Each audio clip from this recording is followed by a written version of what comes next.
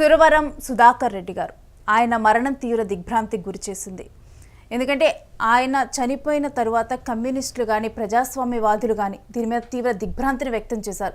మరోవైపు అధికారిక లాంఛనాలతో ఇప్పుడు చివరి కార్యక్రమం జరిపించాలి అని చెప్పి కూడా ప్రభుత్వం తరపున కూడా చెప్పడం జరిగింది. సో అలాంటి వ్యక్తి ఒక కర్నూలులో తన జీవితం మొదలుపెట్టారు. ఒక స్టూడెంట్ లీడర్గా అలా తన మొదలుపెట్టి తరువాత ఒక జాతీయ స్థాయి కార్యదర్శిగా ఎదిగారు. అయితే ఆయన జర్నీలో చాలా ఉద్యమాలు ఉన్నాయి. వీటన్నిటి గురించి కూడా మాట్లాడదాం. ప్రజెంట్ నాతో పాటు జూమ్లో అవైలబుల్గా ఉన్నారు. మనతో పాటు సిపిఐ పార్టీ రాష్ట్ర కార్యదర్శి రామకృష్ణన్ గారు. ఆయనతో మాట్లాడదాం. జాతీయ కార్యదర్శిగా ఎదగటం అనేది మామూలు విషయం కాదు. ఆయన అలానే ఉద్యమాలు కూడా ఆయన జీవితంలో చాలా ఉన్నట్లు తెలుస్తుంది. అంటే అసలు ఆయనకి ఆ పొజిషన్కి చేరుకోవటం ఎలా సాధ్యమైందండి? సురవరం సుధాకర్ రెడ్డి గారిది ఒక సుదీర్ఘ ప్రయాణం అమ్మా. ఆయన ఏదో నిన్న మొన్న రాజకీయాలకు వచ్చిన వ్యక్తి కాదు. ఆయన ఉన్నట్లుండి రాజకీయాలకు వచ్చిన వ్యక్తి కాదు. వారి కుటుంబంలోనే వారి తండ్రి గారు కూడా సురవరం వెంకటరామరెడ్డి గారు. ఆయన కూడా ఆ కాలంలో కమ్యూనిస్ట్ పార్టీ లీడర్ గా పనిచేశారు. తర్వాత కమ్యూనిస్ట్ పార్టీ ఎమ్మెల్యే స్థానానికి కూడా వారి ఫాదర్ పోటీ చేయడం జరిగింది. కాబట్టి ఏమంటే తెలంగాణ సాయుధ పోరాట కాలంలోనే ఆ కుటుంబము కమ్యూనిస్ట్ పార్టీ పట్ల ఆకర్షితులై కమ్యూనిస్ట్ పార్టీలో పనిచేసిన వారు. అదే విధంగా విద్యార్థి దశలోనే సురవరం సుధాకర్ రెడ్డి గారు వారు ఉండేది అది ఉమ్మడి మహబూబ్నగర్ జిల్లా అయినప్పటికీ అలంపూర్ కాన్స్టిట్యున్సీ అది కర్నూలు నగరానికి ఆనుకుని ఉంటుంది. కాబట్టి ఏమంటే చదువుల కోసం వారు కర్నూలు నగరంలో ఉండేవారు. కర్నూలు నగరంలో ఉంటూనే ఆనాడు విద్యార్థి సంఘ నాయకుడిగా, ఏఐఎస్ఎఫ్ నాయకుడిగా కూడా ఆయన చాలా పాపులర్ స్టూడెంట్ లీడర్. ముఖ్యంగా కర్నూలు టౌన్ లో ఆ రోజుల్లో ఉస్మానియా కాలేజ్ అనేది చాలా పెద్ద కాలేజీ. దాదాపు 2500 మంది విద్యార్థులు చదువుకునే కాలేజీ. ఆ కాలేజీకి ఆయన యూనియన్ అధ్యక్షుడిగా ఉంటూ, అదే విధంగా ఎస్వి యూనివర్సిటీ పరిధిలో ఉన్న అన్ని కాలేజీలకు వారు సమ్మె చేస్తే ఆ సమ్మెకు నాయకత్వం వహించడం ద్వారా మొత్తం ఎస్వి యూనివర్సిటీ పరిధిలో ఉంటున్న విద్యార్థి సంఘాలన్నీ కూడా ఆయన బాగా పెద్ద ఎత్తున గౌరవించేవి. ఆ రకంగా ఆయన గుర్తింపు పొందాడు. ఆ తర్వాత రోజుల్లో ఆయన ఉస్మాన్ యూనివర్సిటీలో లా చేరాడు. ఇక్కడ రాష్ట్ర విద్యార్థి ఫెడరేషన్ నాయకుడిగా ఎదిగారు. ఆ తదుపరి ఆయన ఆల్ ఇండియాలో కూడా ఆ కాలంలోనే ఒక విద్యార్థి నాయకుడు, ఏఐఎస్ఎఫ్ జనరల్ సెక్రటరీగా కూడా ఆయన పనిచేయడం జరిగింది. ప్రత్యేకించి ఆనాడు కేరళలో పార్టీ ఎంపీ సికే చంద్రప్పన్ గారు ఉండేవారు. ఈయన ఇద్దరు కొలీగ్స్ గా ఉంటూ జాతీయ స్థాయిలో అటు విద్యార్థి సంఘంలో, ఆ తర్వాత యువజన సమాఖ్యంలో కూడా ఆయన జాతీయ హోదాలో పనిచేశారు. ఆ తర్వాత రోజుల్లోనే సిపిఐ రాష్ట్ర కార్యదర్శిగా ఉమ్మడి ఆంధ్రప్రదేశ్ లో కూడా ఆయన పనిచేయడం జరిగింది. అంతేకాకుండా నల్లగొండ పార్లమెంట్ నుంచి స్థానానికి పోటీ చేశారు. తర్వాత ఎమ్మెల్యేగా ఆయన అనేక పర్యాలు ఆయన పోటీ చేసి ఓడిపోయారు. ఆయన కొల్లాపూర్ లో ఎమ్మెల్యేగా పోటీ చేశారు. కర్నూలు జిల్లా డోన్ లో విజయభాస్కర్ రెడ్డి గారు ఆనాటి ముఖ్యమంత్రి గారి పైన కూడా తెలుగుదేశం, సిపిఐ, సిపిఎం ఉమ్మడి అభ్యర్థిగా కూడా ఆయన సిపిఐ నాయకుడిగా పోటీ చేయడం జరిగింది. కాబట్టి ఏమంటే ఒక రకంగా చెప్పాలంటే సురవరం సుధాకర్ రెడ్డి గారి రాజకీయ ప్రయాణము విద్యార్థి దశ నుంచి సాగిన ప్రయాణం అది. కాబట్టి ఏమంటే ఆయన అంచెలంచెలుగా ఎదుగుతూ వచ్చాడు. చివరికి జాతీయ స్థాయిలో కూడా పార్టీ ప్రధాన కార్యదర్శి పదవిని కూడా చేపట్టడం జరిగింది.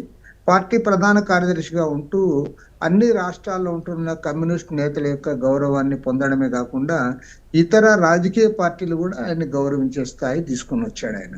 కాబట్టి ఏమంటే ఆయన పార్లమెంట్ మెంబర్ గా ఉన్న, సిపిఐ రాష్ట్ర ప్రధాన కార్యదర్శిగా ఉన్నా, లేదంటే సిపిఐ జాతీయ స్థాయిలో ప్రధాన కార్యదర్శిగా ఉన్నప్పుడు కూడా అన్ని రాష్ట్రాల్లో ఉంటున్న కమ్యూనిస్ట్ నేతలతోనే కాకుండా ఇతర పార్టీ నేతలతో కూడా ఆయన చాలా ఇదిగా ఉండేవాడు. కాబట్టి ఏమంటే అందరూ ఆయన్ని గౌరవించే స్థాయి తెచ్చుకున్నారు ఆయన.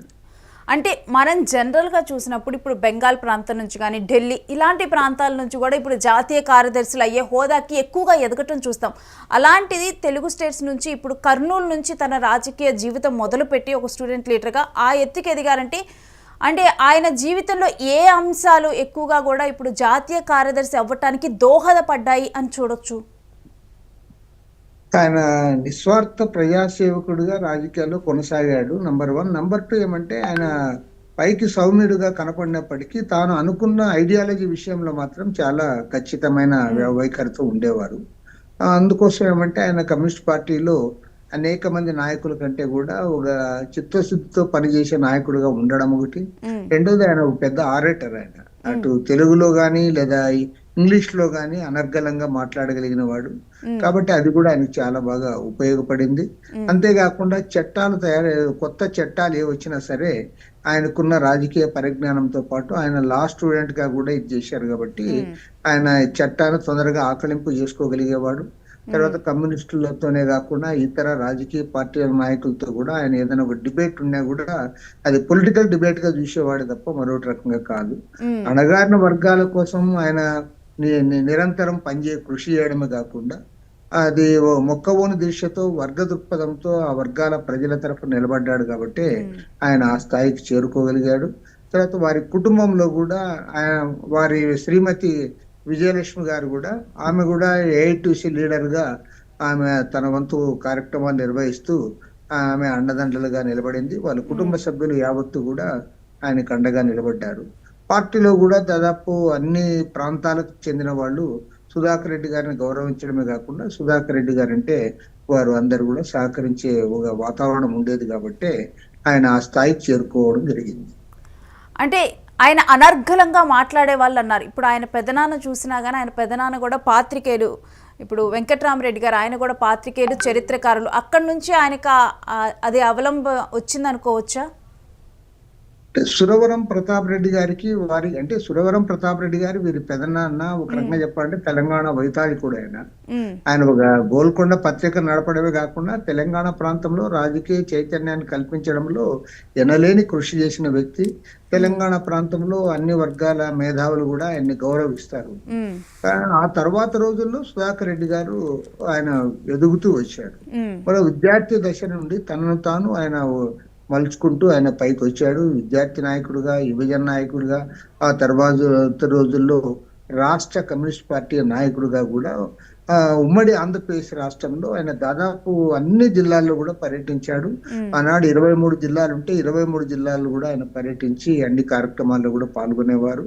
ఆ తర్వాత రోజుల్లో బర్ధన్ గారి తర్వాత సురవరం సుధాకర్ రెడ్డి గారు జాతీయ స్థాయిలో జాతీయ ప్రధాన కార్యదర్శి పదవిని చేపట్టడం జరిగింది. ఒక రకంగా చెప్పాలంటే తెలుగు వారి అందరికి కూడా గర్వకారణము. తెలుగు వారు ఇప్పటి వరకు సిపిఐ చరిత్రలో చండ్ర రాజేశ్వరరావు గారు సుదీర్ఘకాలం ఆయన తర్వాత మన సుధాకర్ రెడ్డి గారే జాతీయ స్థాయిలో పనిచేయడం జరిగింది. అంటే మీరు చెప్పేదాన్ని బట్టి చూస్తే ఇప్పుడు సుధాకర్ రెడ్డి గారికి స్ఫూర్తి వాళ్ళ కుటుంబం నుంచే వచ్చిందని చూసుకోవాలా? ఇప్పుడు వాళ్ళ తండ్రి వెంకట్రామరెడ్డి గారు ఆయన కూడా సాయుధ పోరాటాల్లో పాల్గొన్నారు. వారి కుటుంబం నుంచి కొత్త వచ్చింది. తర్వాత ఆయన విద్యార్థి దశ నుంచి కూడా రాజకీయాల్లో యాక్టివ్ గా పాల్గొన్నాడు. ఆయన ఏనాడు కూడా వేరే కార్యక్రమాలు పెట్టుకోలేదు. ఆయన నిరంతరము ఆయన విద్యార్థి దశ నుంచి కూడా రాజకీయ పోరాటాలు పాల్గొనడము, రాజకీయాల్లో కొనసాగడము, తర్వాత విశాలాంధ్ర విజ్ఞాన సమితిలో ఉంటూ సాహితీ పరంగా అనేక పుస్తకాలు ఇవన్నీ కూడా ప్రచురించడానికి, పత్రిక నడపడానికి ఆయన కృషి చేశాడు. అంతేకాకుండా ఆయన all India bank employees association వాళ్ళ స్టేట్ ఫెడరేషన్ కూడా చైర్మన్ గా పనిచేశాడు. ఆ రకంగా బ్యాంక్ ఎంప్లాయీస్ వారి దీంట్లో చేశాడు. కాబట్టి ఒక మాటలో చెప్పాలంటే సురవరం సుధాకర్ రెడ్డి గారి కుటుంబ నేపథ్యం ఒక కారణమైతే ఆయన ఆయన మొత్తం యావజ్జీవితము పార్టీకి అంకితం చేసి రాజకీయాల పట్ల ఆసక్తితో పనిచేశాడు తప్ప ఆయన తన జీవిత కాలంలో వేరే పని ఏమీ చేయలేదు. ఆయన ఎన్నడూ పెద్దగా వ్యవసాయానికి వాళ్ళ ఊళ్ళో కంచుపళ్ళు ఆయనకు భూములు ఉన్నాయి. ఆయన పెద్దగా అక్కడ పోయి వ్యవసాయం చేసింది లేదు. ఆయనకి ఎలాంటి వ్యాపారాలు లేవు. కాబట్టి ఏమంటే ఆయన వృత్తినే రాజకీయ వృత్తి విప్లవం అని వృత్తిగా భావించాడు కాబట్టి అంత సిన్సియర్ గా ఆ పై స్థాయికి ఎదగలిగాడు. ఆయన ఏ ఒక్కనాడు కూడా వేరే కార్యక్రమం నాకుంది, నేను పలానా బిజినెస్ కు పోవాలి లేదంటే పలానా నాకు వ్యాపకం ఉంది అని చెప్పిందే లేదు. ఆయన తర్వాత మన యూత్ లీడర్ గా, స్టూడెంట్ లీడర్ గా, ఆ తర్వాత రోజుల్లో పార్టీ లీడర్ గా ఉంటూ అనేక దేశాలు కూడా పర్యటించడం జరిగింది. దాదాపు నాకు తెలిసినంత వరకు ఆయన 30-40 దేశాల్లో కూడా పర్యటించారు. అనేక విషయాలు ఆకలింపు చేసుకున్నారు. కాబట్టి ఇవాళ భారతదేశంలోనే కమ్యూనిస్టు వామపక్ష నాయకుల్లో ఒక ప్రముఖుడిగా ఆయనకి ఆ పేరు ప్రతిష్టలు వచ్చాయి. ఒక రకంగా చెప్పాలంటే ఇటీవల కాలంలో సిపిఎం జాతీయ ప్రధాన కార్యదర్శి సీతారాం యేచూరి గారు, వారు కూడా మన తెలుగు వారే. ఆయన కూడా మంచి మేధావి. ఆయన జేఎన్యూ స్టూడెంట్ లీడర్ గా ఎదిగి వచ్చిన వ్యక్తి. ఆయన ఆ రకంగా వచ్చినప్పుడు ఈ సుధాకర్ రెడ్డి గారు కింది స్థాయి నుంచి కర్నూలు స్థాయి నుంచి కూడా వచ్చాడు. ఈయన కూడా ఆల్ ఇండియాలో స్టూడెంట్ ఫెడరేషన్ ప్రెసిడెంట్ గా సెక్రటరీగా పనిచేశారు. ఆ తర్వాత రోజుల్లో ఆల్ ఇండియాలో యూత్ ఫెడరేషన్ ప్రెసిడెంట్ గా జనరల్ సెక్రటరీగా కూడా పనిచేశారు. కాబట్టి ఏమంటే వీరు ఇద్దరు మన తెలుగు వారు సిపిఐ సిపిఎం పార్టీలకు ఒకే కాలంలో ఏకకాలంలో ఇద్దరు జనరల్ సెక్రటరీగా కూడా పనిచేశారు. అంటే సిపిఎం జనరల్ సెక్రటరీగా సీతారాం యేచూరి గారు ఉన్నారు, సిపిఐ జనరల్ సెక్రటరీగా సురవరం సుధాకర్ రెడ్డి గారు ఉన్నారు. వారిద్దరు కూడా చాలా ఐకమత్యంతో చాలా ఫ్రెండ్లీగా ఉండేవారు. వాళ్ళిద్దరి మధ్య కూడా చాలా అవినాభావ సంబంధం ఉండేదని కూడా నేను చెప్పగలను. అయితే సుధాకర్ రెడ్డి గారు టైంలో అంటే పార్టీలో ఎటువంటి మార్పులు ఆయన తీసుకొని రావటం జరిగింది? ఏమైనా కీలక మార్పులు తెచ్చారా? కీలక మార్పులు తెచ్చాడంటే ప్రధానంగా మా క్యాడర్ తో సన్నిహితంగా ఉంటూ యువతను ప్రోత్సహిస్తూ వచ్చాడు. పార్టీలో యువతరాన్ని తీసుకురావాలనే దానికి ఆయన పెద్దపీట వేశారు. అదే విధంగా మహిళలకి గతంలో పార్టీలో చాలా తక్కువ స్థానాలు ఉండేవి. ఆ మహిళలకు కూడా వారి ప్రాధాన్యత పెంచాలనే దాంట్లో కూడా ఆయన కొంత కృషి చేయడం జరిగింది. అన్నిటికంటే ముఖ్యంగా సైద్ధాంతిక రంగంలో యువతను తీర్చిదిద్దాలి, అందుకోసం సైద్ధాంతిక రంగాన్ని కూడా ముందుకు తీసుకోవాలనే దానికి కూడా ఆయన కృషి చేయడం జరిగింది. అన్నిటికంటే ఆయన ఒక పెద్ద కాంట్రిబ్యూషన్ ఏమంటే ఇవాళ సిపిఐ సిపిఎం కమ్యూనిస్ట్ పార్టీలు ఇతర లౌకిక ప్రజాతంత్ర పార్టీలతో కలిసి ముందుకు సాగాలి, ఆ రకంగా ఈ దేశాన్ని కాపాడుకోవడానికి రాజ్యాంగాన్ని కాపాడుకోవడానికి మనమందరం కూడా కలిసి ముందుకు పోవాలనే దాన్ని ఆయన ప్రధానంగా చెప్తూ వచ్చాడు. ఇవాళ భారతదేశంలో ఉన్న వామపక్ష పార్టీలు ప్రత్యేకించి సిపిఐ సిపిఎం ఆ దిశగానే మేము ముందుకు సాగుతా ఉన్నాం. అంటే ముఖ్యంగా కూడా యువతను రాజకీయాల్లో ప్రోత్సహించే విధంగా కూడా ఆయన ముఖ్యంగా కూడా అది కూడా చేశారు. అలాంటి టైంలో 21 సంవత్సరాల నుంచి 18 సంవత్సరాలకి ఓటు హక్కు తగ్గించడంలో ఆయన పాత్రని ఏ విధంగా చూడొచ్చు మనం?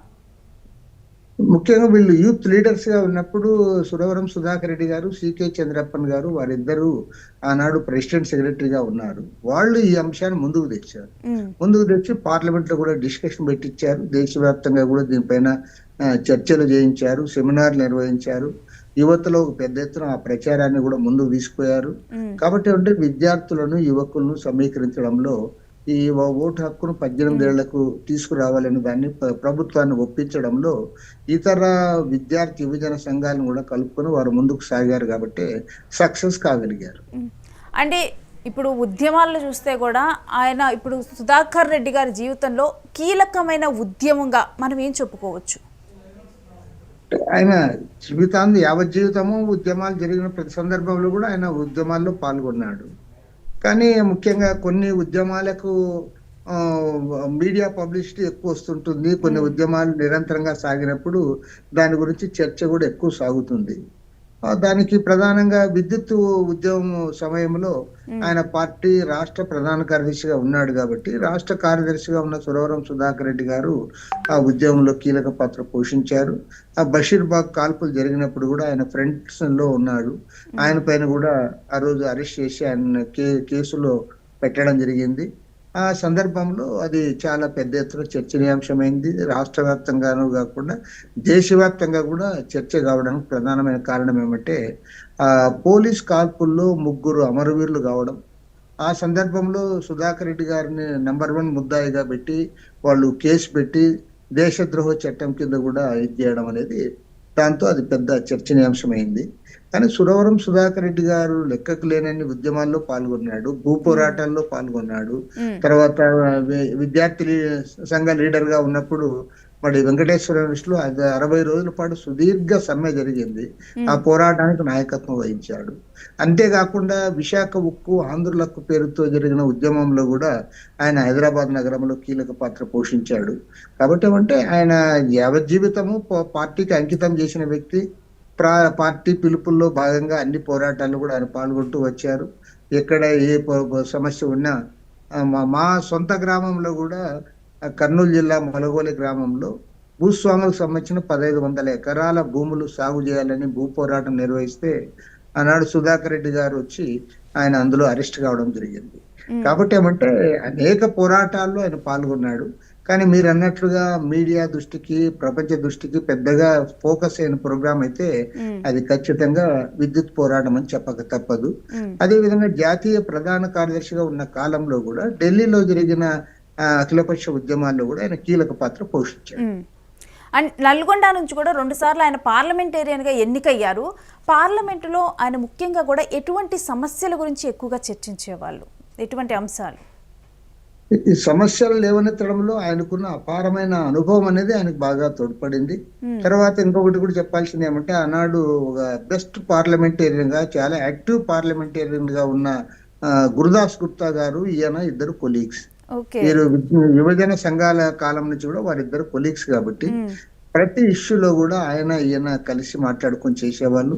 దానికి తోడు ఆనాడు స్టాండింగ్ కమిటీ చైర్మన్ గా, ఆన్ లేబర్ ఇష్యూస్ పైన స్టాండింగ్ కమిటీ చైర్మన్ గా కూడా సుధాకర్ రెడ్డి గారు ఉన్నారు. కాబట్టి అంటే ఆ స్టాండింగ్ కమిటీ చైర్మన్ గా ఉన్న సమయంలో కార్మికులకు అనుకూలంగా అనేక విషయాలు అమలు చేయించడంలో కూడా ఆయన కీలక పాత్ర పోషించడం జరిగింది. నేను ఒక పార్లమెంటేరియన్ గా కంటే ఆయన పార్లమెంటేతర విషయాల్లోనే ఎక్కువ ఆసక్తి చూపాడని నాకు అనిపిస్తుంది. ఎందుకంటే అప్పుడు ముఖ్యంగా గురుదాస్ గుప్తా గారు ఆయన కలిసిమెలిసి ఉండడం, గురుదాస్ గుప్తా గారు ఇద్దరు యాక్టివ్ గా అన్ని ఉద్యమాల్లో కలిసి పనిచేయడం, ముఖ్యంగా కార్మిక ఉద్యమాల్లో గురుదాస్ గుప్తా గారు చాలా ఇతర సంఘాలంతా కలుపుకొని యాక్టివ్ గా పనిచేస్తున్న తరుణంలో వారిద్దరి ఒక రకంగా చెప్పాలంటే జంట నాయకత్వం అది చాలా బాగా కీలకంగా పనిచేసింది. వారిద్దరి మధ్య సత్సంబంధాలు ఉండడం కూడా ప్రధాన కారణం. అంతేకాకుండా ఇంద్రజిత్ గుప్తా గారు ఆయన హోమ్ మినిస్టర్ గా ఉన్నప్పుడు కూడా ఆ సమయంలో కూడా సురవరం సుధాకర్ రెడ్డి గారు ఇంద్రజిత్ గుప్తా గారికి సహకరిస్తూ అనేక అంశాల్లో ప్రభుత్వం పైన దాన్ని చేయడానికి కూడా ప్రయత్నం చేశాడు.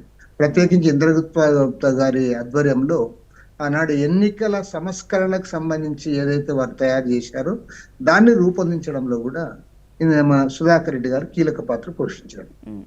అంటే కొంతమందికి మాత్రమే సాధ్యమవుతుంది టీం వర్క్ అనేది, కొంతమంది లీడర్స్ కి మాత్రమే సాధ్యమవుతుంది. ఇప్పుడు మీరు చెప్పేదాన్ని బట్టి చూస్తే ఆయన ఎక్కడ చూసినా కానీ అందరితో కూడా పక్కనున్న వ్యక్తులతో కలిసిమెలిసి వర్క్ చేయటం, ఆ పని చేపించుకోవటం ఆయనకి ఎక్కువగా కూడా చేతనైనట్లు అనిపిస్తుంది. ఇలాంటి అంటే మాకు తెలియని ప్రత్యేకమైన లక్షణాలు ఆయనలో ఏమున్నాయి? మీరు అన్నది కరెక్టే. ఆయన సౌమ్యుడు, అదే అందరితో కూడా మంచి సంబంధాలు నెరిపేవారు. తర్వాత బాగా చదివేవారు కూడా. ఆయన ఏమంటే ఆయన రాజకీయాల్లో ఉండడం బట్టి అంత రాజకీయంగా ఆయన ఉన్నది, కానీ ఆయన అనేక రకాల ఇతర పుస్తకాలు కూడా చదివేవాడు. ఆయనకి ఈవెన్ ఉర్దూలో కూడా ప్రావీణ్యత ఉంది. అన్నిటికంటే ముఖ్యంగా ఒక ఇష్యూ ఏదైనా తెలుసుకున్న తర్వాత ఆ ఇష్యూని ఎక్స్ప్లెయిన్ చేయడంలో ఆయన చాలా మంది కంటే కూడా చాలా మెరుగ్గా ఉండేవాడు. అది కామ్రేడ్స్ తో అందరితో కలిసిమెలిసి ఉండడమే కాకుండా ఒక ఇష్యూని కానీ ఏదైనా ఒక రాజకీయ విధానాన్ని కానీ ఎక్స్ప్లెయిన్ చేయాలని అనుకున్నప్పుడు సుధాకర్ రెడ్డి గారు చాలా బ్రహ్మాండంగా ఎక్స్ప్లెయిన్ చేయగలిగేవారు. ప్రత్యేకించి పబ్లిక్ మీటింగ్స్ ఎక్కడ జరిగినా సరే మా పార్టీ నాయకులు ఆయన ఆహ్వానించేవారు. ఎందుకంటే సుధాకర్ రెడ్డి గారి ఉపన్యాసం అనేది బాగా వింటారనే దాంతో ఆయన్ని అన్ని జిల్లాల వాళ్ళే కాకుండా ఇతర రాష్ట్రాల నుంచి కూడా ఆయన్ని పెద్దగా ఆహ్వానించేవారు. ఆ రకంగా కూడా ఆయన చాలా పాపులర్ అయ్యారు. అండ్ ఆయన పుట్టింది ఉమ్మడి మహబూబ్ నగర్ జిల్లా అయినప్పటికీ కూడా ఆ ప్రాంతవాసి అయినప్పటికీ కూడా ఉద్యమ నేపథ్యం అనేది కర్నూలు నుంచి మొదలైంది ఆయనకి. ఇప్పుడు మీరు కర్నూలు ప్రాంతవాసి, మీకు అదే విధంగా ఇప్పుడు సుధాకర్ రెడ్డి గారికి మధ్య బాండింగ్ తొలినాళ్ళలో ఏ విధంగా ఉండేది? ఎందుకంటే మా దగ్గర ఒక పిక్చర్ కూడా ఉంది మీ అనుబంధానికి సంబంధించి, భారత కమ్యూనిస్ట్ పార్టీ అంటూ కూడా ఒక పిక్చర్ కూడా ఉంది. మీరందరూ కలిసి ఉన్నది, సిపి నారాయణ అండ్ మీరు సుధాకర్ రెడ్డి గారు కలిసి ఉన్న ఫోటో ఒకటి ఉంది. సుధాకర్ రెడ్డి గారు వాస్తవానికి మాకంటే సీనియర్. ఆయన అప్పటికే పార్టీ లీడర్ గా ఉన్నప్పుడు మేము ఏఐఎస్ఎఫ్ లో చేరాము. కానీ సుధాకర్ రెడ్డి గారిది కంచుపాడు అలంపూర్ కాన్స్టిట్యున్సీ, అది యాక్చువల్ గా కర్నూలు కానుకొని ఉంటుంది వాళ్ళ ఊరు. వాళ్ళ గ్రామస్తులందరూ కూడా మామూలు పొద్దున్న లేస్తేనే వాళ్ళ కర్నూలుకే వస్తూ ఉంటారు. కాబట్టి ఈయన అట్లా కర్నూలులో స్టూడెంట్ గా ఉండి ఇదయ్యాడు. తర్వాత ఆయన పార్టీ లీడర్ గా ఉన్నప్పుడు మేము ఏఐఎస్ఎఫ్ లో చేరిన తర్వాత మాలాంటి వాళ్ళని ఎంతో మందిని ఆయన ఎంకరేజ్ చేశాడు. ఆయన ఎంకరేజ్ చేయడం వల్లనే మేమందరం కూడా ఎదగలిగాము. తర్వాత అనేక విషయాల్లో మాకు సహకారం అందిస్తూ వచ్చాడు.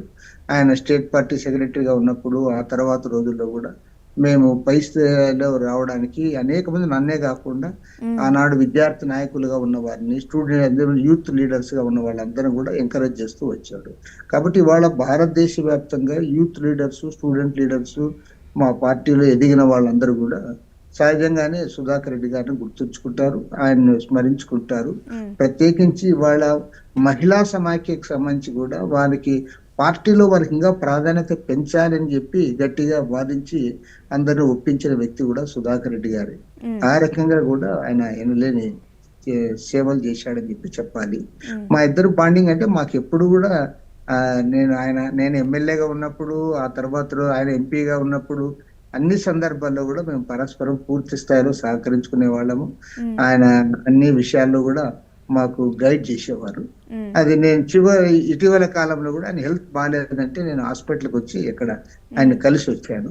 కానీ నేను కలిసిన మరుసటి రోజే ఆయనకు బాగుంది, డిశ్చార్జ్ అవుతున్నాడని చెప్పారు. కానీ ఇంత తొందరలోనే ఈ విషాద వార్త వినాల్సి వస్తుందని అనుకోలేదు.